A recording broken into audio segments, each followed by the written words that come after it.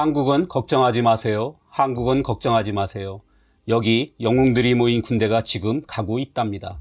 1951년 5월 한 무리의 군인들을 싣고 인도양을 지나던 한 군함에선 이런 노래가 수시로 들려왔습니다. 이들은 외국이 처음이었습니다. 내륙국에 사는지라 바다도 처음이었습니다. 당연히 배멀미가 극심했습니다. 전쟁에 대한 공포심도 수시로 밀려왔습니다. 이럴 때마다 이들은 마치 주문처럼 한국은 걱정하지 마세요. 한국은 걱정하지 마세요. 여기 영웅들이 모인 군대가 지금 가고 있답니다. 라는 노래를 불렀습니다. 이들은 한국의 6.25 전쟁에 파병된 에티오피아 군인들이었습니다. 6.25 71주년을 맞아 이번 영상에선 지식이라기보단 우리 모두가 가슴으로 기억해야 할 모든 면에서 특별했던 에티오피아의 강류 부대의 이야기를 하려 합니다. 사실 에티오피아는 한국 전쟁 전까지는 우리와 아무런 관계도 인연도 없던 나라였습니다. 이런 에티오피아가 무슨 이유로 그 먼 한국까지 전투 부대를 보내게 되었는지 그 이유부터 알아보겠습니다. 물론 단지 한국의 자유를 수호하기 위해서만은 아닙니다. 그럴 리가 없지요. 모두 알다시피 국제사회는 이런 교과서에서나 나올 법한 선의로만 움직이지 않습니다. 포장된 명분 뒤에는 자국의 이익이 감춰져 있는 게 냉혹한 현실입니다. 에티오피아도 물론 그랬습니다. 정확한 상황을 알려면 당시의 에티오피아에 대한 이해가 우선해야 합니다. 1935년 무솔리니의 이탈리아가 에티오피아를 침공해왔습니다. 에티오피아군은 용감히 맞서 싸웠으나 이탈리아의 신식 무기를 당해낼 수 없었습니다. 겨자 독가스 등으로 27만 명이나 죽었습니다. 에티오피아의 하일레 셀라시에 황제는 1차 대전 후 결성된 국제연맹에 이 부당성을 호소했습니다. 세계 전쟁의 재발을 막기 위해 국제연맹이 가장 앞세웠던 게 집단 안보였습니다. 이 결성 목적에 걸맞게 전 세계가 무솔리니의 집단으로 맞서줄 것을 간곡히 요청했지만 불행히도 귀 기울여주는 나라는 아무데도 없었습니다. 결국 셀라시의 황제는 영국으로 망명해야 했습니다. 나라 없는 서름을 5년이나 견딘 끝에 황제는 1941년에야 이탈리아를 몰아내고 자리에 복귀할 수 있었습니다. 끈질긴 독립운동과 영국의 도움덕이었습니다. 그리고 9년이 지난 1950년 한국에서 6.25 전쟁이 터졌습니다. 국제연맹이 해체되고 2차 대전 후 새로 결성된 국제연합은 미국의 주도로 즉각 유엔 최초의 연합군을 한국에 투입하기로 결정했습니다. 이를 처음부터 적극 지지하고 나선 게 셀라시의 황제입니다. 그동안 일관적으로 표명했던 국제적인 집단 안보 체제를 한국에서 실현해야 한다는 것입니다. 그리고 곧바로 실행에 나서 전투부대 파견을 결정했습니다. 그런데 사실 에티오피아는 한국에 군대를 보낼 정도로 국내 사정이 여유롭진 않았습니다. 독립한 지 얼마 안 된지라 부족 간의 갈등도 여전했고 변변한 군대조차 없었습니다. 군대라고는 사실상 스웨덴 군이 훈련시켜준 황실 근위대뿐이었습니다. 경제적으로도 아프리카에선 제법 영향력이 있는 나라라고 할 수 있지만 국제 기준으로는 명백히 빈곤국 중 하나였습니다. 그럼에도 황제는 한국으로의 파병을 밀어붙였습니다. 믿었던 국제연맹으로부터 배신을 당하고 그 결과 나라를 빼앗긴 뼈아픈 경험을 황제는 가슴 깊이 간직하고 있었습니다. 이를 통해 그는 국가 안보엔 무엇보다 국제협력이 중요하다는 것을 깨달았습니다. 그래서 황제는 한국 파병으로 에티오피아의 국제적인 위상을 높이고자 했습니다. 그렇게 국제사회에서 영향력을 확보해 놓으면 국가 안전을 지키는 데도 큰 도움이 된다고 판단했던 것입니다. 또한 황제는 한국전쟁이 에티오피아를 지킬 강한 군대를 양성할 절호의 기회라고 보았습니다. 파병은 국가 위상도 높이고 군대가 전투 경험도 쌓을 일석이조의 상황이라는 것입니다. 이를 위해 에티오피아군은 실제로 1년마다 파병 부대를 교체해 두루두루 실전을 경험하게 했습니다. 게다가 미국이 지급해줄 최신형 무기로 군대를 무장할 수 있다는 점도 큰 매력이었습니다. 나중에 에티오피아군은 전투에서 사용하던 대부분의 무기를 갖고 귀국했습니다. 그리고 이 무기값으로 단 42,000달러만 지불했습니다. 거의 거저 얻은 셈입니다. 셀라시에는 굉장히 영민했던 황제인 모양입니다. 그는 한국 파병을 통해 또 다른 큰 그림을 그리고 있었습니다. 이탈리아의 지배에서 함께 벗어난 에리트리아를 합병하고자 했던 것입니다. 에리트리아는 에티오피아와 국경을 맞대고 있는 이웃나라로 홍해를 긴 해안선으로 두고 있습니다. 그래서 내륙국인 에티오피아가 이전부터 군침을 삼키던 곳이었습니다. 황제는 이 문제에 대해선 세계 제2강대국으로 떠오른 미국의 지지가 가장 중요하다는 점을 간파하고 6.25 전쟁에 대한 미국의 입장을 적극 지지하고 나선 것입니다. 하지만 에티오피아는 이 대목에서 여타 연합국과는 명백히 다른 점이 하나 있었습니다. 유럽은 나토 확장을, 아시아 국가들은 경제의 원조를 미국으로부터 약속받았습니다. 반면 에티오피아는 참전이 가져올 여러 효과를 예측하거나 희망했을 뿐 그 어떤 확약도 없이 파병을 결정했다는 것입니다. 황제는 파병에 정말 진심이었습니다. 황제는 8월부터 파병 준비에 나서 우선 자신의 근위병 중에서 최정예로 1200여 명을 선발했습니다. 그리고 한국에 산이 많다는 점을 파악하고 이 정예병들을 에티오피아의 고지로 보냈습니다. 이곳에서 무려 8달이나 영국군 교관으로부터 매복, 순찰, 산악 전투 훈련을 받게 했습니다. 이렇게 준비를 마친 다음 마침내 수도 아디스아바바의 황제의 궁전 앞에서 출정식을 가졌습니다. 황제는 이길 때까지 싸워라, 그게 불가능하다면 죽을 때까지 싸우라고 명령을 내린 후 강류부대라는 이름을 하사했습니다. 에티오피아어로 혼돈에서 질서를 이라는 뜻입니다. 마침내 강류부대는 기차를 타고 지부티로 이동한 다음 그곳 항구에 대기 중인 미군함에 몸을 실었습니다. 그리고 3주간의 긴 항해 끝에 1951년 5월 6일 부산에 도착했습니다. 이렇게 쉽지 않은 과정을 거쳐 한국에 온 에티오피아 장병들은 첫날부터 여러모로 색달랐습니다. 우선 미국은 이들에게 새로운 군복과 최신식 무기를 지급했습니다. 문제는 자신들이 다루던 구식 무기와는 너무 달라 그 사용법부터 다시 배워야 했다는 것입니다. 그래서 강류부대는 대구의 유엔 캠프에서 다시 8주 동안 무기 사용법을 따로 익혀야 했습니다. 이러니 이들의 전투력에 의구심이 드는 게 당연했습니다. 더구나 미군 전술에 대한 이해도도 알 수 없었고 언어도 문제였습니다. 그래서 연합군 사령부는 에티오피아 군에게 후방의 치안과 보급을 맡기려 했습니다. 하지만 강류부대는 이를 단호히 거절했습니다. 자신들은 싸우려 온 거지 후방에서 쉬려고 온 게 아니란 것입니다. 미군과 함께 최전선에서 싸우겠다는 이들의 고집에 연합군 사령부는 할 수 없이 전투가 가장 치열한 강원도의 철원, 화천 양구의 중동부 전선으로 보냈습니다. 열악한 환경 속에서 어렵게 군대를 꾸리느라 다른 연합군에 비해 1년 늦게 합류한 강류부대는 첫 전투부터 눈부셨습니다. 전체 전황은 소강 상태였지만 강원도 일대에선 치열한 고지전으로 수많은 사상자들을 낼 때였습니다. 강류부대는 8월 12일 철원과 화천 경계의 접근산 일대를 정찰하라는 첫 임무를 맡았습니다. 도중 중공군과 맞닥뜨렸는데 무려 15대 300의 수적 열세에도 불구하고 4시간을 교전한 끝에 30명 이상을 사살하는 전과를 올렸습니다. 4명이 전사하고 대다수가 부상당한 이 치열한 전투 하나로 에티오피아 병사들을 은근 무시하던 연합군의 의식은 단박에 바뀌었습니다. 이후 강류부대는 모든 전투에서 전설을 써내려갔습니다. 강류부대는 총 6,037명의 병력이 총 253회의 전투를 치렀습니다. 그 결과 수비를 하든 공격을 하든 모든 전투에서 승리를 거두었습니다. 253전 253승. 국방부가 발간한 한국 전쟁사에 전례 없는 공식 기록입니다. 이런 탁월한 성과로 강류부대는 매년 교체된 3개의 전투부대 모두가 미국 대통령 부대 표창을 받는 진기록을 세우기도 했습니다. 더 놀라운 것은 단 한 명의 포로는커녕 단 한 구의 전사자도 전쟁터에 남기지 않았다는 점입니다. 전후 포로 교환식에서 16개 전체 전투부대 파견국에서 유일하게 대상자가 없는 나라가 에티오피아였습니다. 강류부대는 포로로 잡힐 바엔 스스로 목숨을 끊는다는 각오를 매일 다지면서 전투에 참가했다고 합니다. 그리고 전사자가 생겼을 경우 이를 해소하기 위해 어떤 희생도 마다하지 않았습니다. 이 때문에 강류부대는 북한군과 중공군에게 그야말로 공포의 대상이었습니다.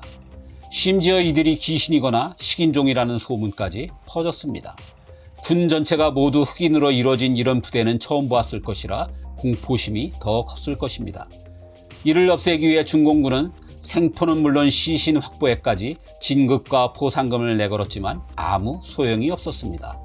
특히 에티오피아군은 야간 이동과 야간 정찰 그리고 백병전에서 정말 탁월했다고 합니다. 그래서 매복에 걸리더라도 손쉽게 그 위기를 벗어났습니다.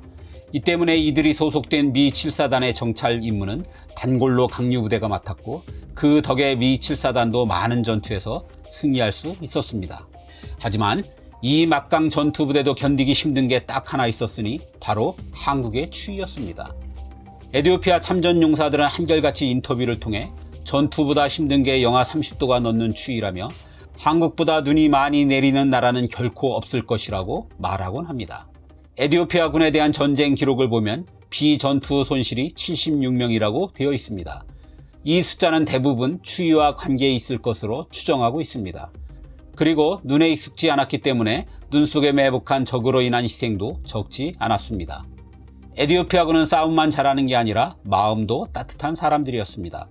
이들은 부대 안에 보아원이라는 이름의 고아원을 두고 전쟁 고아들을 보살폈습니다. 식량 사정이 좋지 않던 시기라 강류 부대원들은 자신들의 식사량을 줄여 고아들과 음식을 나눴습니다. 그렇게 해도 수십 명의 고아들을 먹이는 게 쉽지 않자 에티오피아 병사들은 월급을 조금씩 떼어 모았습니다. 보아원은 이들이 본국으로 철수할 때까지 계속 유지되었습니다. 강류 부대는 휴전 후 평화 유지 활동까지 한 후 1956년 3월 모든 임무를 마치고 본국으로 귀환했습니다.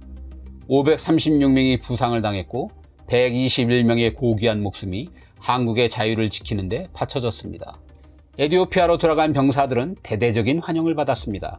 셀라시의 황제는 수도인 아디스아바바 인근에 한국촌이라는 이름의 마을과 학교를 지어 그곳에서 살도록 했고 연금도 지급했습니다. 그리고 황제는 1968년 5월에 직접 한국을 방문했습니다. 춘천의 공지천에 마련된 에티오피아 참전 기념비 제막식에 참석하기 위해서였습니다. 그리고 황제가 머물던 자리엔 에티오피아를 알리는 문화관 겸 커피집이 들어섰습니다. 이에 황제는 에티오피아 집이라고 쓴 친필 휘호를 보내왔습니다. 그리고 외교 행랑으로 커피 원두도 보내왔습니다. 이렇게 해서 한국 최초의 원두 커피집이 춘천에 생기게 되었습니다. 하지만 이들에게 불행이 찾아왔습니다. 7년간의 극심한 가뭄으로 경제가 피폐하게 되었고 그 결과 1974년엔 공산 정권이 들어서고 말았습니다. 살라시의 황제는 피살되었습니다. 파병 군인들은 공산주의에 대항해 싸웠다는 이유로 몇 명은 목숨을 잃었고 연금과 재산도 빼앗겼습니다. 참전 용사들은 훈장을 헐값에 내다 팔아야 할 정도로 아주 궁핍하게 살아야 했습니다. 다시 정권이 교체된 1991년이 되어서야 우리 정부는 이들에 대한 지원에 나섰습니다. 이제 참전 용사들의 평균 나이는 90대가 되었고 아직 100여 명이 생존해 있습니다.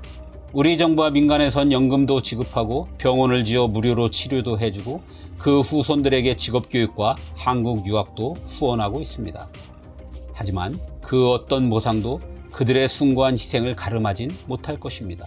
사실 그들의 국명은 우리의 외국어 표기법에 따라 에티오피아라 하지만 현지 발음은 이디오피아에 가깝다고 합니다. 대사관에서도 그렇게 불러주길 바랍니다. 그래서 마지막으로 그들이 원하는 국명으로 불러보고 싶습니다. 감사합니다. 이디오피아.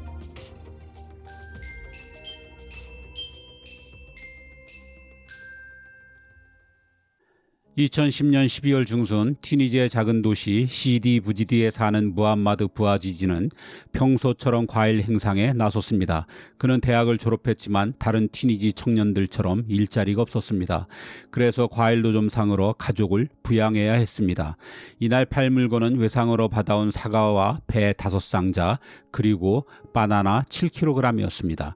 하지만 장사를 시작한 지 얼마 안 돼 경찰 단속반에 모든 것을 빼앗겼습니다. 이유는 뻔했습니다.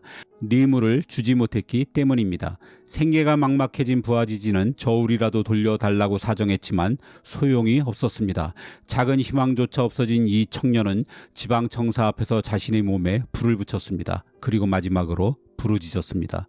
어떻게 살라는 말이냐. 평소 같으면 아무 일도 없다는 듯 넘어갔을 것입니다. 그런데 이 영상이 SNS에 떠돌아다니는 걸 아랍의 대표 방송사인 알자지라가 우연히 발견했습니다. 튀니지 방송은 침묵했지만 알자지라의 보도 덕에 튀니지인 모두가 한 청년의 분신을 알게 되었습니다. 그러자 성난 이들이 쏟아져 나왔습니다. 이들은 주로 제스민 차를 마시며 거리에서 할 일 없이 소일하던 청년들이었습니다. 높은 실업률과 빈부격차, 부정부패로 티니지는 골물대로 골마 있었습니다. 경제난에 대한 항의는 곧바로 정권 퇴진 운동으로 걷잡을 수 없이 커져갔습니다. 소위 티니지의 제스민 혁명은 이렇게 시작되었습니다. 그리고 분노의 불길은 국경을 넘어 리비아, 이집트, 시리아, 바레인, 예멘 등으로 번져갔습니다. 보통 30년 이상 철권을 휘두르던 각국의 독재 정권이 삽시간에 무너졌습니다. 아무런 징조도 없었습니다. 아랍의 봄이라는 거대한 변혁이 민주주의의 불모지나 다름없는 중동에서 전격적으로 일어난 것입니다. 그리고 10여 년의 세월이 지났습니다. 지금 아랍의 민주화는 어떻게 되었을까요? 불행히도 민주주의는 그때보다 더 쇠퇴했습니다. 경제난도 더 심해졌습니다. 그래서 아랍엔 민주주의가 불가능하거나 적합하지 않다는 아랍 예외주의까지 나오고 있는 마당입니다. 그나마 튀니지가 유일한 성공 사례입니다. 24년간 통치해온 벤알리 독재 정권을 몰아낸 후 지금까지 5차례의 총선과 대선을 무사히 치러냈습니다. 하지만 10년이 지난 지금 튀니지의 분위기는 우울합니다. 혁명 후 더 좋아졌다는 응답이 겨우 27%밖에 되지 않습니다. 그나마 이게 아랍의 봄을 겪은 나라 중 가장 높은 수치입니다. 사실 그 어떤 나라보다 이집트가 가장 중요했습니다. 이집트는 오랫동안 아랍 세계를 이끌어온 실질적인 리더였습니다. 이집트에서 민주혁명이 성공했다면 지금 아랍의 민주화 역사는 많이 달라졌을지도 모릅니다. 그래서 전 세계가 이집트를 주목했습니다. 아랍 국가들이 공통적으로 안고 있는 문제들을 이집트도 빠짐없이 갖고 있었습니다. 때문에 이집트의 실패를 보면 아랍의 민주화가 왜 어려운지도 알게 됩니다. 초반만 해도 이집트의 민주화는 순조로워 보였습니다. 30년이나 통치해온 호스니 무바라크를 끌어내리는 데 성공한 이집트인들은 아무 무력 충돌 없이 선거를 통해 새 정부를 세웠습니다. 그런데 문제는 당선된 인물이 무함마드 무르시라는 것입니다. 대다수 이집트인들이 당황할 정도로 무척 의외의 결과였습니다. 그는 이슬람 근본주의에 가까운 인물이었습니다. 자유와 민주를 위해 목숨을 바쳤건만 그 결과가 이슬람 근본주의라니 죽서서 개준 꼴이었습니다. 이집트는 다시 동요하기 시작했습니다. 자신들이 선출한 대통령을 부정해야 하는 이 딜레마에 이집트는 점점 더 큰 갈등 속으로 빠져들었습니다. 하지만 무르시가 현대판 파라오라는 소리를 들을 정도로 대통령 권한 강화에 나서고 언론 탄압까지 심해지자 거리는 다시 시위대로 가득 찼습니다. 그 다음 스토리는 뻔합니다. 혼란을 구실로 군부 쿠데타가 일어났고 그 주모자가 압도적인 지지율로 대통령에 올랐습니다. 2014년 이집트의 6대 대통령이 된 압델 파타 엘 시시는 예상대로 반대 세력을 무자비하게 탄압하고 있습니다.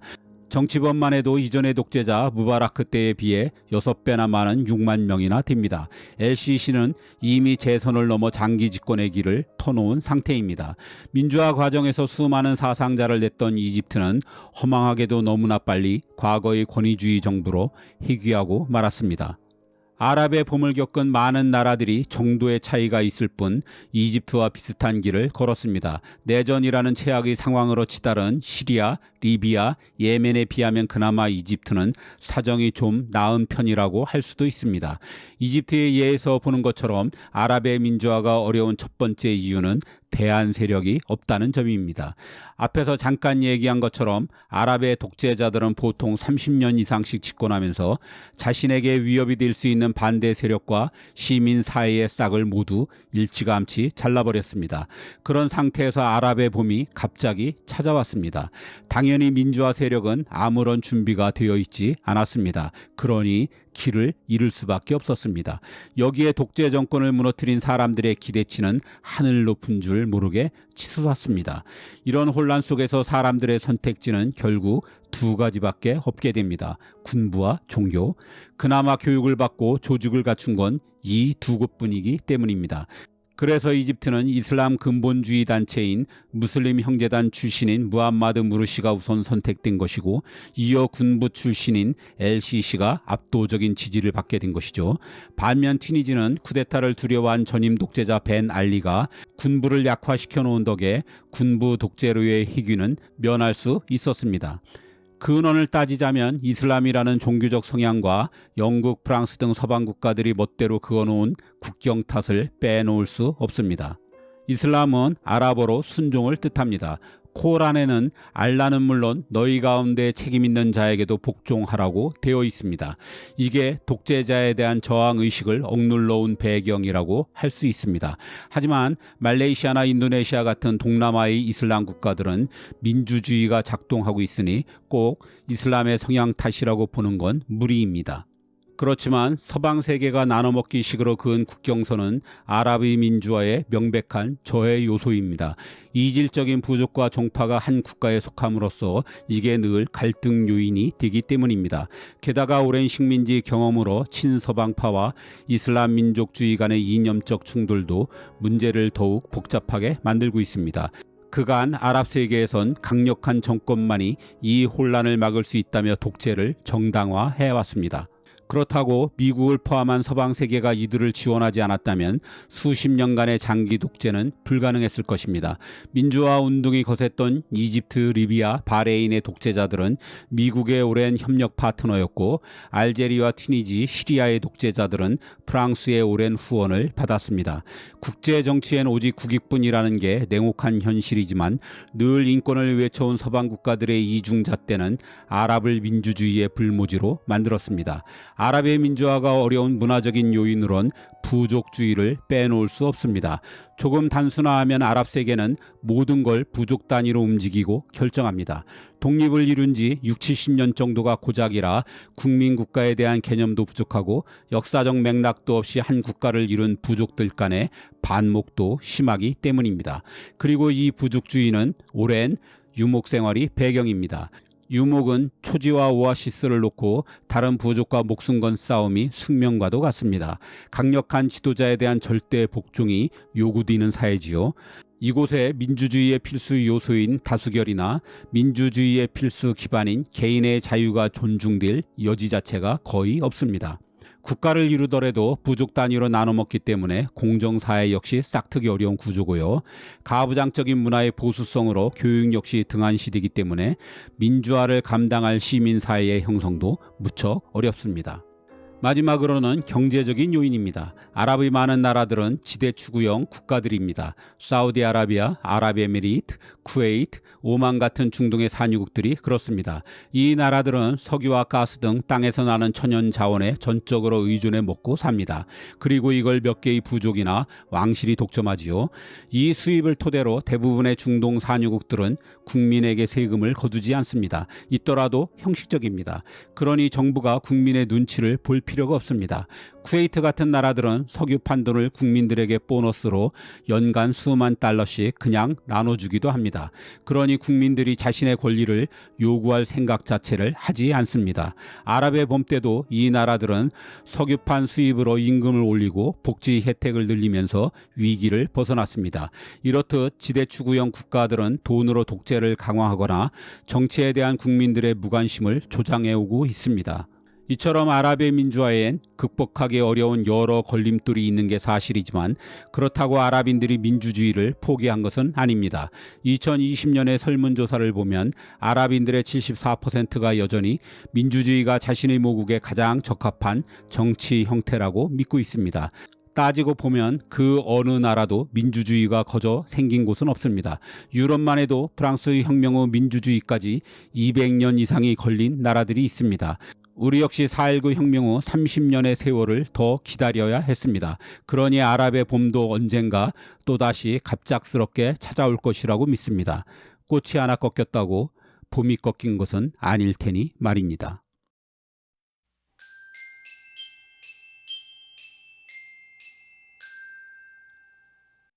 시리아 내전이 얼마 전 갑자기 끝났습니다. 13년간이나 승패를 가리지 못했던 전쟁이었습니다.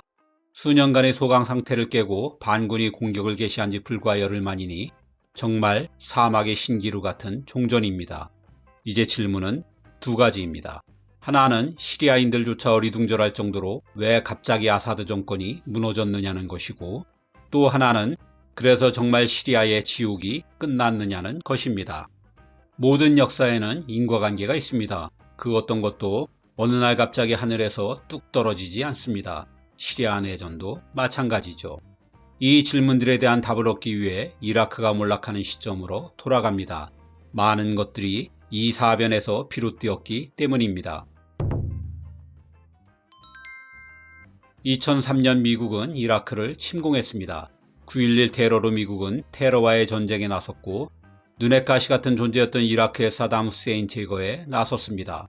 명목은 테러에 사용할지 모를 대량 살상 무기를 이라크가 보유하고 있다는 것이었습니다. 거짓이었습니다. 하지만 아이 손목 비틀듯 아주 쉽게 후세인을 몰락시키는 데는 성공했습니다. 이게 어떤 파장을 몰고 올지는 미국도 예상하지 못한 듯 합니다. 아랍의 맹주 노릇을 하던 후세인이 사라지자 중동에 갑자기 엄청난 심해 공백이 생겼습니다. 이는 대개 지정학적인 충돌을 가져오기 마련입니다. 그 공백을 차지하기 위한 경쟁에 주변국들이 일제히 뛰어들면서 쉽게 전쟁으로 번지는 거죠. 사실 이라크는 중동에서 아주 중요한 두 가지의 지정학적인 역할을 맡고 있었습니다. 하나는 이슬람 근본주의를 억누르는 역할입니다. 이라크를 24년간 철권 통치했던 후세인은 권위주의가 몸에 밴 독재자였습니다. 특히 정치적 반대자들에겐 악랄했습니다. 하지만 그 외면은 비교적 개방적인 편이었습니다. 물론 서구의 민주주의 국가와 비교해 그렇다는 게 아니라 이웃인 이란이나 사우디아라비아보다 낫다는 얘기입니다. 그래서 후세인 집권 시절 이라크의 여성들은 히잡을 쓰지 않아도 되었고, 바지도 입을 수 있었으며 직업도 가질 수 있었습니다. 후세인은 아랍 민족주의를 무엇보다 중시하는 사람이었습니다. 같은 언어와 같은 문화를 바탕으로 아랍을 하나로 통합하는데 여러 파로 나눠 싸우는 종교는 오히려 방해물로 생각했습니다. 그래서 후세인은 수니파든 시아파든 종교단체는 모조리 탄압했습니다. 이슬람 율법인 샤리아가 지배하는 세상은 자신이 통치에도 위협이 되었기 때문에 후세인 정권은 근본적으로 세속적일 수밖에 없었습니다. 워낙 통제가 철저해서 그의 휘하에선 이슬람 근본주의가 자랄 자리는 없었습니다. 이라크의 또 다른 지정학적 역할은 이란과 아랍의 완충지대였다는 점입니다. 이는 곧 이슬람 간 갈등의 모든 근원인 시아파와 수니파를 갈라놓은 장벽이란 뜻입니다. 이걸 미국이 치운 셈이죠. 이렇게 되면서 시아파와 수니파는 직접 맞부딪히게 되었습니다. 후세인은 종교의 힘이 강해지는 걸 무척 경계했지만 그래도 기본적으로는 수니파였습니다. 그리고 누구보다 이슬람 혁명을 전파하려는 이란을 싫어했습니다. 이런 면에서 이라크의 몰락은 시아파 종주국인 사우디아라비아로선 이란을 막아줄 방파제를 하나 잃은 것이나 다름없었습니다. 미국이 이라크를 침공할 때 사우디가 협력에 아주 소극적이었던 게 이런 이유에서죠. 아무튼 2011년 미국이 이라크에 철수하면서 이 지역의 패권을 둘러싼 갈등이 본격화되었고, 대부분은 미국이 상정한 최악의 시나리오대로 흘러갔습니다. 하필이면 미국이 가장 싫어하는 이란이 후세인의 빈자리를 홀랑 차지하게 된 것입니다. 이란은 이라크에 시아파 정부를 세울 수 있게 되었고, 육로를 통해 마음껏 레바논의 무장단체 헤즈볼라를 지원할 수 있게 되었습니다. 그렇게 함으로써 이란은 오랜 꿈이었던 소위 초승달 벨트를 완성할 수 있게 되었죠. 즉, 이란의 테헤란, 이라크의 바그다드, 시리아의 다마스커스, 레바논의 베이루트를 연결해 사우디를 포위할 수 있게 된 것입니다. 이라크의 후세인이 억눌러 오던 종교 봉인도 해제되었습니다. 미국이 이라크 점령에 분노한 무슬림들의 민심이 급격하게 이슬람 근본주의로 기울게 된 것입니다. 이라크의 알카에다가 이때 만들어졌죠. 후세인의 수니파 군대가 갑자기 찬밥이 되면서 이들이 대거 알카에다에 합류해 세력을 순식간에 키울 수 있었습니다. 그리고 이란의 급행창에 대응하기 위해 수니파 이슬람이 이들의 지원에 나서면서 나중엔 걷잡을 수 없는 세력으로 커지게 됩니다. 그게 바로 내전으로 권력 공백이 생긴 이라크와 시리아 영토에 자리 잡았던 그 유명한 급진 이슬람 국가인 IS입니다. 그럼 이런 일련의 사태 전개가 시리아 내전의 느닷없는 종식과는 어떻게 연관될까요? 먼저 아사드 정권을 다마스커스에서 몰아낸 반군 지도자 얘기부터 살짝 해야 할 것 같습니다. 반군 하야트 타흐리르 알샤미 수장 아메드 알샤라는 시리아의 최고 명문인 다마스커스 대학 미디어 학과에 재학 중인 학생이었습니다. 미국이 이라크를 점령하자 이에 격분해 학교를 자퇴하고 이라크 알카에다 대원이 되었죠. 그는 폭탄을 설치하다 미군에 잡혀 5년간 복역하기도 했습니다. 20년 후 시리아 내전을 끝낸 이 인물 자체가 이라크 공백의 산물인 것입니다. 사실 시리아 반군은 물론 아사드 정부군조차 이렇게 오래 내전을 이어갈 능력이 있는 세력은 아니었습니다. 양측 모두 매세의 도움이 없었더라면 누가 이기든 진작에 끝날 싸움이었던 거죠. 그간 무너지기 직전의 아사드 정권을 여러 차례 살린 건 러시아였습니다. 시리아엔 정부군도 반군도 공군이 없습니다. 비행기를 운용할 여력도 없거니와 정유시설이 다 파괴돼 항공유를 만들 수가 없어서죠.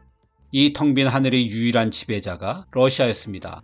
러시아는 막강 전투기를 앞세워 2020년 휴전에 들어가기 전 반군을 시리아 북부로 몰아넣는데 성공했습니다. 러시아가 시리아에 공을 들인 이유는 크게 두 가지입니다. 하나는 시리아에서 장기 임차한 지중해변의 항구를 지키기 위해서입니다. 러시아가 부동항을 갖기 위해선 무슨 짓도 할 수 있다는 건 모두가 다 아는 바입니다. 러시아로선 해군 함정이 정박해 있는 이 시리아의 항구를 잃으면 지중해와 아프리카에 대한 영향력을 상당 부분 잃을 수밖에 없습니다. 또 하나는 가스관입니다. 서방 세계는 사우디, 카타르 등에서 시리아 튀르키예를 거쳐 서유럽까지 이르는 파이프라인을 설치하고 싶어합니다. 이렇게 되면 러시아로선 서방 세계를 압박할 수 있는 가장 중요한 무기를 잃게 되는 거죠. 그래서 축자사자 시리아를 지원해 온 것입니다. 그런데 생각지도 않게 우크라이나와의 전쟁이 장기화되면서 상황이 급변했습니다. 더구나 트럼프 행정부 출범이 코앞이라 마음이 급합니다. 우크라이나전에 투입하기 위해 시리아에 파견된 공군을 불러들이자 시리아 정부군의 결정적인 우위가 하룻밤 사이에 사라졌습니다. 공군을 러시아에 의존했다면 육군은 사실상 전적으로 이란에 의지했습니다. 이란의 행동부대라 할 헤즈볼라가 주력이죠. 하지만 헤즈볼라는 최근 이스라엘에 참패하면서 공격 능력을 상실했습니다. 이젠 생존을 위해 수비에 치중해야 할 처지라 시리아에서 병력을 철수했습니다. 시리아의 가장 큰 후원자였던 이란 자체도 네코가 석자입니다. 그간 이란은 초승달 벨트를 유지하기 위해 능력보다 너무 많은 돈을 써왔습니다. 지금까지 대략 200조 원에 달할 것이란 추산입니다. 이란 1년 예산의 절반이 넘는 돈이죠. 미국의 경제 제재에 시달리고 있는 이란 국민의 불만이 폭발 직전입니다. 이런 국민의 지지로 올해 새로 선출된 이란 대통령은 시리아와 헤즈볼라 지원에 무척 소극적입니다. 시리아를 지탱하던 두 개의 기둥이 빠지자 정부군도 바로 와해되었습니다. 35만 명의 군 병력 중 절반 이상이 탈영했습니다. 이런 상황에서 반군이 밀고 들어오자 마치 도미노처럼 모든 것이 한꺼번에 무너지게 된 것입니다. 그럼 이것으로 국민의 절반 이상을 난민으로 만든 시리아의 고통은 끝난 걸까요? 불행히도 시리아에서 지옥의 시간은 좀 더 계속될 것 같습니다. 경제학자의 아들인 이 반군 지도자는 세계와 교류하는 정상국가를 만들고 싶다고 합니다. 나라를 재건할 수 있도록 제재를 풀어달라는 뜻입니다. 이슬람 근본주의자처럼 보이지 않도록 수염을 짧게 깎은 뒤 서방 언론에 등장한 이 반군 지도자는 여성 시잡과 금연도 강요하지 않겠다고 약속했습니다. 시리아 난민 문제로 홍역을 앓던 유럽도 속속 지원의 뜻을 밝히고 있습니다. 그러면서 독일을 비롯한 여러 유럽 국가가 시리아 난민의 비자 발급부터 중단하고 나섰습니다. 하지만 미국은 알카에다 전력을 여전히 의심하고 있습니다. 러시아로 도망친 바샤르 알 아사드도 처음엔 개혁적인 지도자였습니다. 반군의 수장인 아메드 알샤라가 대표성을 인정받을 수 있을지도 아직 의문입니다. 그가 이끄는 HTS가 가장 큰 반군 단체인 건 분명하지만 자기 몫을 요구할 그의 반군 단체도 널려 있습니다. 이제 순위파의 세상이 되었지만 그동안 권력을 독점하던 시아파 세력도 그냥 물러나진 않을 것입니다. 그 밖에도 시리아엔 또 다른 이슬람인 드루즈파도 있고 만만치 않은 기독교 세력도 있습니다. 여기에 그간 시리아를 주무르던 외세도 가만히 있을 리 없습니다. 반군이 다마스커스를 접수하자마자 이스라엘이 가장 먼저 행동에 나섰습니다. 그간 시료 지배하던 골란고원의 나머지도 점령해 대규모 정착촌 건설에 나섰습니다. 이스라엘 극우들은 나일강에서 유프라테스 강까지의 대이스라엘 건설을 꿈꾸는 중입니다. 반군의 다마스커스 함락에 절대적인 지분을 가진 나라는 튀르키예입니다. 튀르키예는 시리아 영토를 제 집 드나들듯 하며 쿠르드를 공격하고 있지만 아직 본격적인 계산서는 들이밀지도 않았습니다. 이 기회에 독립을 꿈꾸는 쿠르드도 시리아 북부 땅을 차지하고 있어서 과연 시리아가 영토나 보존할 수 있을지 의문입니다. 여기에 컴백을 꿈꾸는 러시아, 이란도 있습니다. 사담 후세인이 24년간 집권했던 이라크의 공백이 메워지는 데는 20년 이상이 걸렸습니다. 시리아의 아사드 정권은 아버지와 아들을 합쳐 무려 54년입니다. 과연 이 공백을 메우는 데는 또 얼마나 많은 시간이 걸릴까요? 그리고 이 자리를 차지하기 위한 제2세력들은 어떤 식으로 충돌하게 될까요? 시리아에 갈 길이 여전히 멀어 보입니다.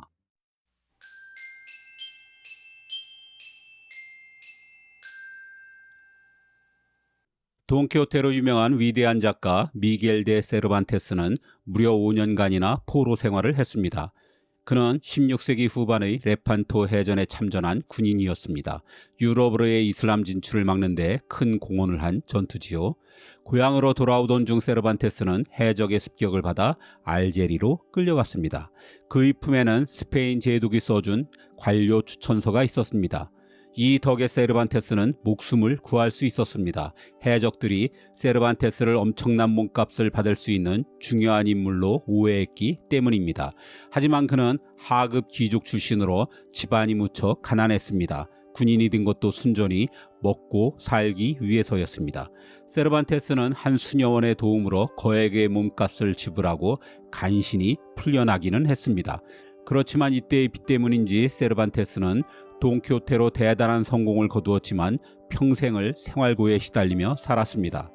이렇듯 이 시대의 몸값은 무척 일반적인 관행이었습니다. 특히 전쟁 중 발생하기 마련인 포로들의 몸값으로 갑자기 거부가 되는 사례가 속출하기도 했습니다. 때론 국가 차원의 시스템을 갖춘 사업으로까지 발전했으니 포로와 몸값은 중세 유럽의 꽤 중요한 특징이었습니다. 고대에는 포로라는 개념 자체가 없었습니다. 전쟁에서 패배한 자는 죽거나 노예가 되는 것뿐이었습니다. 종교 전쟁이라면 말할 것도 없었습니다. 이교도는 오히려 죽여 없애는 게 미덕인 시대였습니다. 로마의 율리우스 카이사르가 간혹 포로를 풀어주고 로마의 자유민으로 인정한 사례들이 있긴 하지만 결코 일반적인 것은 아니었습니다. 포로라는 단어가 생긴 것 자체가 15세기 초의 일입니다. 지금이야 전쟁 포로를 함부로 죽일 수 없지만 옛날엔 다수를 포로로 잡아두는 게 결코 쉬운 일이 아니었습니다. 우선 이들을 수용하기 위한 큰 공간이 필요했고 포로를 관리하고 감시하기 위한 별도의 군대도 있어야 했습니다. 무엇보다 이들을 먹여 살리기 위한 식량 마련이 가장 어려운 일이었습니다. 자신들의 먹거리도 늘 부족한 상황이니 아예 후환을 없애는 쪽을 선택하곤 했던 것입니다. 하지만 중세 중후반이 되면서 유럽인들은 전쟁에 대한 새로운 가치에 눈을 뜨게 됩니다. 전쟁에 참가한다는 것은 당연히 무척 위험한 일이었습니다. 목숨을 잃을 수도 있고 돈도 많이 들었습니다. 그럼에도 많은 봉건 영주들과 기사들이 기꺼이 전쟁에 참여한 것은 이를 상쇄하고도 남을 만한 이득이 있었기 때문입니다. 우선 전쟁에서 아주 큰 공을 세우면 자기와 더 많은 영지를 기대할 수 있었습니다. 특히 재산 상속을 받지 못하는 차남 이하의 기사들에게 전쟁은 곧 위기이자 기회였죠. 하지만 이 정도로 인생 역전할 만한 큰 공을 세우는 건 어려운 일이었습니다. 그래서 가장 현실적인 이득은 전리품을 챙기는 것입니다. 마을과 성을 함락한 다음 돈 되는 물건을 닥치는 대로 약탈하는 거죠. 하지만 약탈에는 한계가 있었습니다. 전쟁이라는 특성상 이동을 자주 하기 때문에 아무리 탐나는 물건이 있어도 그걸 다 가지고 다닐 수는 없었습니다. 몸이 무거워지면 전투적 목숨을 잃을 수도 있습니다. 그래서 다음 마을에서 금을 약탈하면 이전의 은은 그 자리에 버리는 방식으로 전리품을 수시로 갈아치웠습니다. 그런데 잦은 전쟁 끝에 약탈보다 더 안전하고 더 많은 돈을 버는 방법을 알아냈습니다. 그건 포로를 잡은 다음 몸값을 받아내는 것입니다. 즉 포로에게 자유를 판매하는 사업입니다. 이건 순전히 어떤 인물을 잡느냐에 따라 수익성이 하늘과 땅 차이였습니다. 만약 왕이나 공작 같은 최고의 귀족을 잡았다면 그건 로또 당첨이나 다름없었습니다.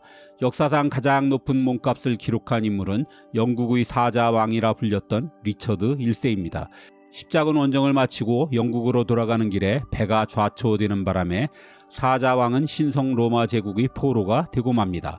그는 15만 마르크의 몸값을 내고 석방되었는데 이는 당시 영국 왕실이 연간 벌어들이는 수입의 2배가 넘는 엄청난 돈이었습니다.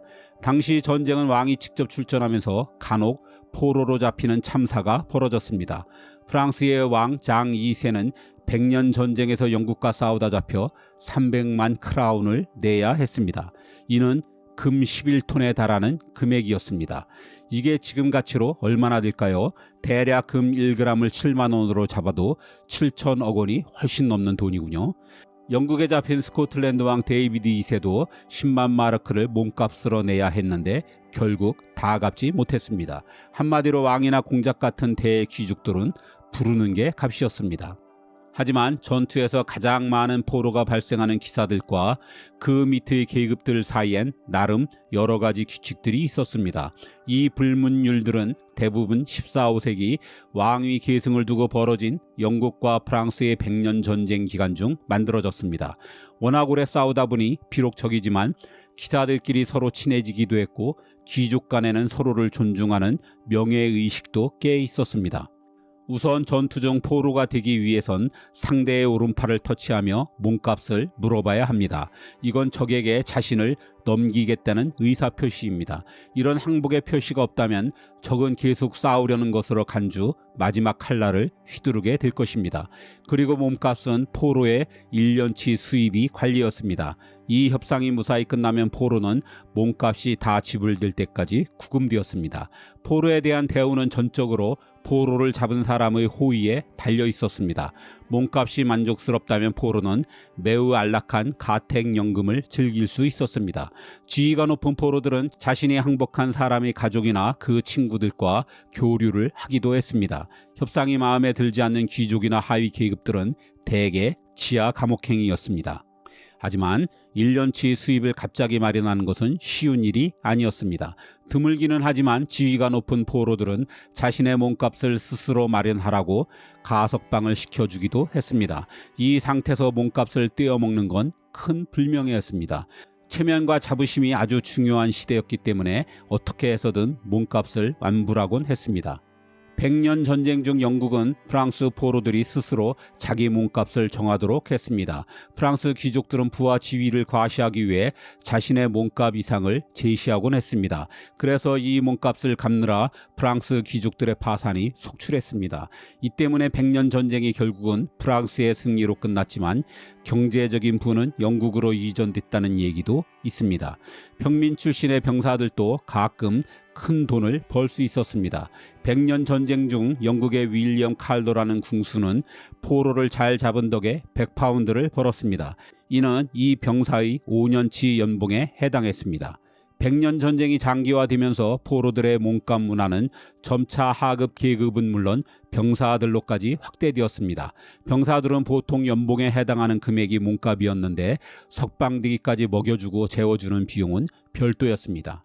하지만 적을 포로로 잡아 몸값을 받는 것은 아무나 할 수 있는 예산일이 아니었습니다. 포로의 관리는 전적으로 개인의 책임이었습니다. 우선 전투 현장에서 포로를 안전지대로 빼내오는 것부터가 쉽지 않았습니다. 이 단계를 성공하더라도 포로를 감시하는 것도 문제입니다. 전쟁터로 바로 복귀를 해야 하기 때문입니다. 포로를 두고 자기 소유라는 다툼도 일상사라 증거로 잡은 칼이나 장갑, 갑옷도 잘 챙겨야 했습니다. 때문에 이 일은 귀족들이 전쟁터에 데리고 다니던 시종들이 맡았습니다. 전쟁이 끝나면 적국으로 들어가 포로의 가족에게 합의된 몸값을 통보하고 이를 받아와야 합니다. 언제가 될지 모르는 완불 시점까지 포로를 먹여 살리기까지 해야 하니 투자금이 만만치 않았습니다. 그래서 포로 관리는 점차 시스템화되어 갔습니다. 군인들 간의 다툼을 막기 위해 포로는 부대 단위로 공동 소유하거나 관리하기도 했습니다. 영국의 경우 포로를 잡은 사람의 권리를 왕실이 사들이기도 했습니다.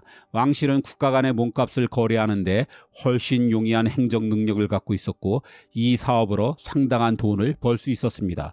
포로는 재산이었기 때문에 아버지가 사망하면 그 아들이 권리를 상속받기도 했습니다. 물론 그렇다고 모든 포로들이 몸값을 지불하고 자유를 되찾을 수 있는 건 아니었습니다. 영국의 장미 전쟁이나 백년 전쟁의 하나인 아젠쿠로 전투에선 사로잡은 귀족들을 사정없이 학살하기도 했습니다. 포위당한 성이 끝까지 저항하는 경우에도 자비는 없었습니다. 하지만 이 몸값 덕에 전쟁에서 전사자가 대폭 줄어든 것은 분명합니다. 유럽에서 패배한 적을 노예로 삼는 것은 중세 시대의 일찌감치 사라졌지만 포로들에 대한 몸값 문화는 17세기까지 계속되었습니다. 18세기엔 계몽주의의 영향으로 인간의 존엄성에 대한 인식이 싹트기 시작했고 19세기엔 미국에서 남북전쟁 때 처음으로 포로에 대한 학살 금지를 법으로 명시했습니다. 그리고 20세기가 되어서야 제네바 협약으로 포로에 대한 대우가 오늘날과 같게 되었습니다.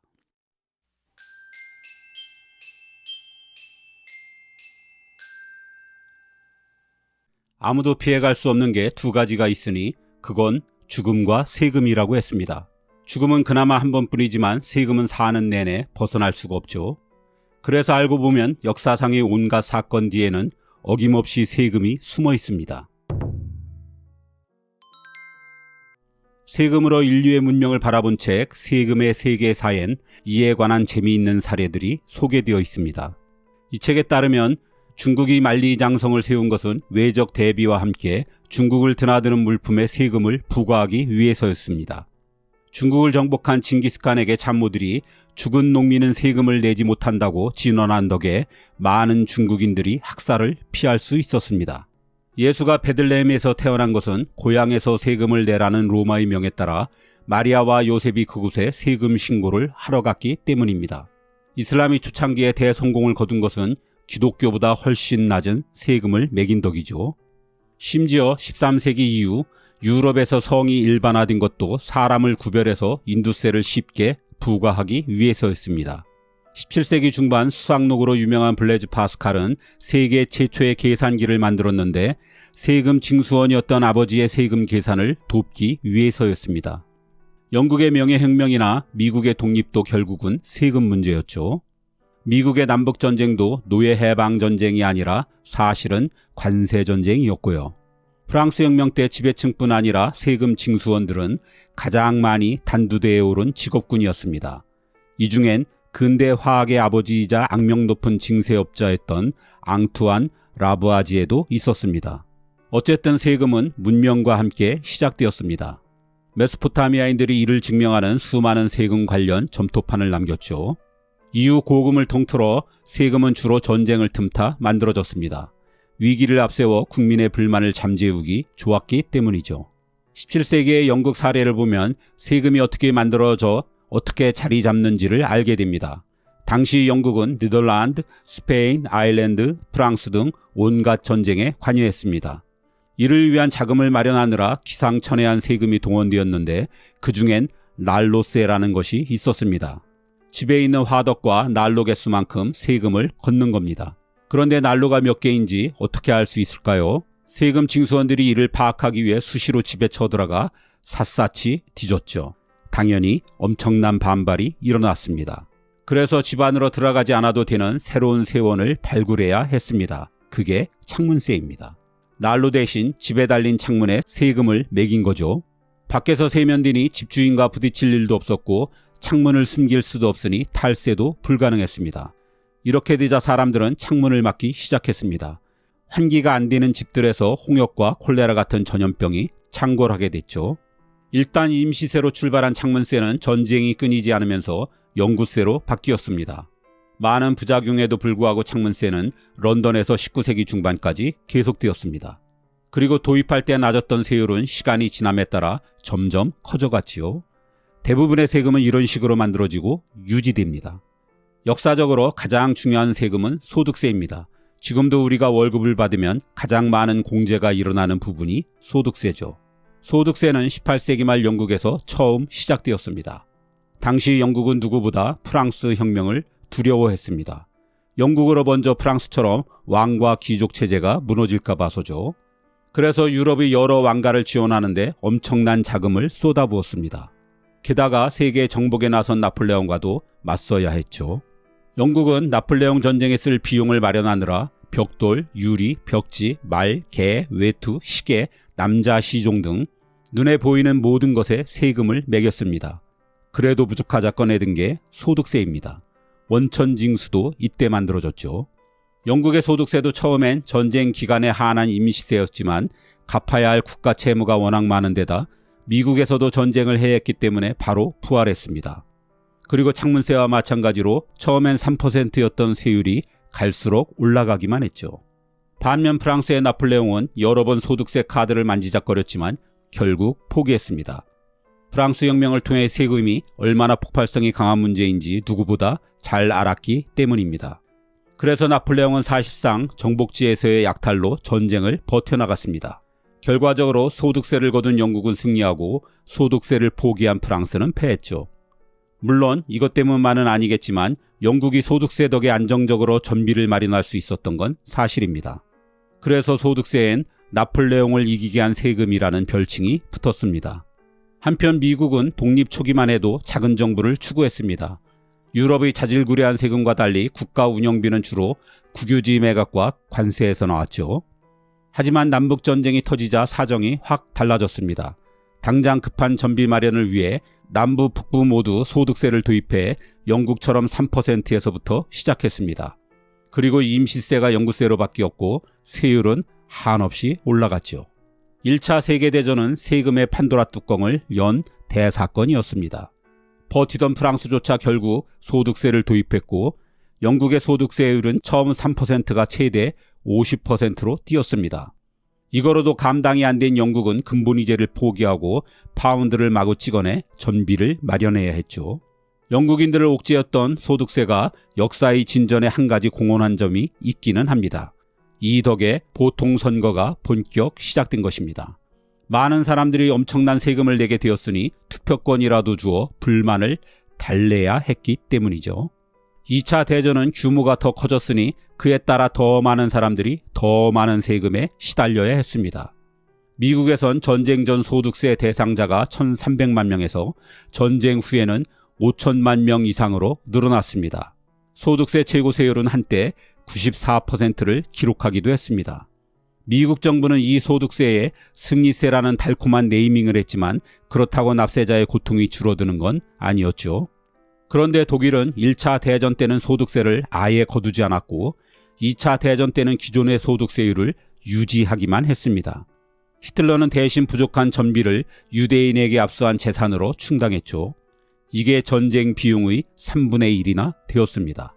공교롭게도 1, 2차 세계대전도 나폴레옹 전쟁과 마찬가지로 소득세를 더 거둔 나라들의 승리로 끝났습니다. 세계대전 이후 소득세는 세금계의 슈퍼스타로 떠올랐습니다. 소득세만큼 안정적이고 풍족한 세원이 없다는 걸 모든 나라가 알게 된 것이죠. 지금은 소득세가 없는 현대국가는 상상하기 어렵습니다. 우리가 누리고 있는 의료, 복지, 교육 등은 모두 소득세가 핵심 재원이죠. 미국이나 독일만 해도 정부 수입의 65%, 영국은 47%가 소득세에서 나옵니다. 한편 전쟁으로 쌓인 빚은 어떻게 해결할까요?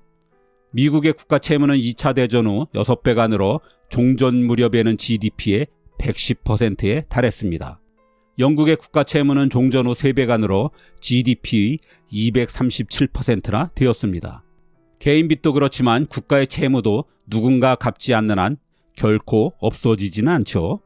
그래서 전쟁빚은 미래로 이월된 세금이나 다름없습니다. 가장 노골적인 건 여러 세대에 걸쳐 세금으로 월급을 터는 것입니다. 기존의 세율을 높이거나 납세자의 폭을 넓히거나 1960년대 프랑스의 부가가치세처럼 새로운 세금을 만들어내는 거죠. 세금의 세계사 저자에 따르면 이보다 더 교묘한 방법은 정부가 인플레이션을 일으키는 것입니다. 돈의 가치가 떨어지면 부채의 가치도 함께 떨어지기 때문에 정부의 상환 부담은 확연히 가벼워지게 되죠.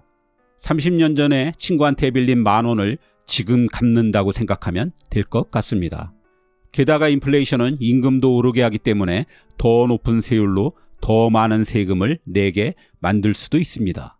이렇게 되면 사실상 봉급생활자나 예금 가입자의 부는 국가로 이전되고 반면 부동산 같은 자산을 가진 사람들의 부는 더 늘어나게 됩니다. 이 과정을 통해 빈부격차가 계속 커지게 되는 거죠. 실제로 1차 세계대전이 시작된 1914년 이후 100년간 세계의 주요 통화 구매력이 95%나 떨어졌습니다.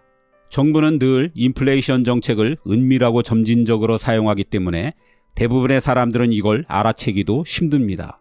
다만 언론에 경기 부양, 통화 공급 확대, 화폐 가치 하락 등의 표현이 자주 나오면 인플레이션이 진행 중이라고 어느 정도 추측은 할 수 있을 듯 합니다. 루이 14세 때 프랑스의 재무장관을 지낸 장 바티스트 콜베르는 최고의 징세 기술은 가장 적은 고통으로 가장 많은 거위털을 뽑는 것과 같다고 했습니다. 인플레이션이야말로 우리의 월급을 지도새도 모르게 털어가는 거위털 뽑기의 정수죠. 사족이지만 우크라이나를 침공한 러시아의 하루 전쟁 비용이 우리 돈으로 30조 원이라고 합니다. 전쟁이 끝나면 아니 어쩌면 지금 이미 거위털 뽑기가 시작됐는지도 모르겠습니다. 그렇게 되면 러시아의 수많은 거위들은 자신의 털이 지금 뽑히는 줄도 모르고 뽑히게 될 것입니다. 영국도 그랬고 미국도 그랬던 것처럼 말입니다.